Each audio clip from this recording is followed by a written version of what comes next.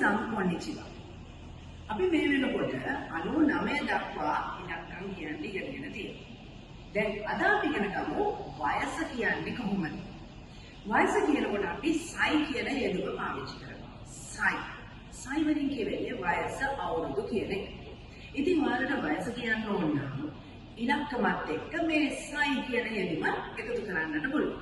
මෙන්න මේ විදිහට අපි හිතමුකෝ වයස අවුරුදු 5යි කියලා.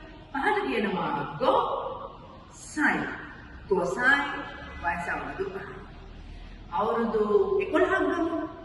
ජූයිචි 11යි sai කියන යෙදුම එකතු කරා ජූයිසයි කියලා හැබැයි වෙනස් වෙනවා. එහෙනම් ඔය කියන්නේ සමහර ඉලක්කම් වලදී වයස කියනකොට sai කියන යෙදුම එකතු කරද්දී පොඩි වෙනස්කම් සිද්ධ වෙනවා.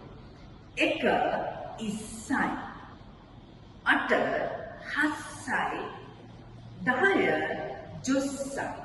ඉතින් ඔන්න ඔය තුන මතක තියාගන්න ඕනේ. කිසියම් ඉලක්කමක අවසානයේට එක තියෙනවා නම් එකත් එක්ක සයි එකතු කරලා ඉස්සයි. එහෙනම් 21යි කියනවා නම් නිජු ඉස්සයි. 18යි ජු හස්සයි. අවුරුදු 10යි නම් ජුස්සයි. ඔය විදිහට කියන්න ඕනේ. ඔය අතරේ තවත් විශේෂ දෙයක් තියෙනවා.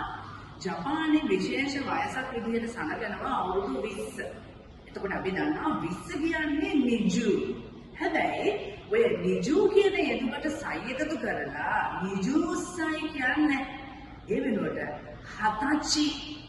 හතචි කියන විශේෂ යෙදුම භාවිතා කරනවා.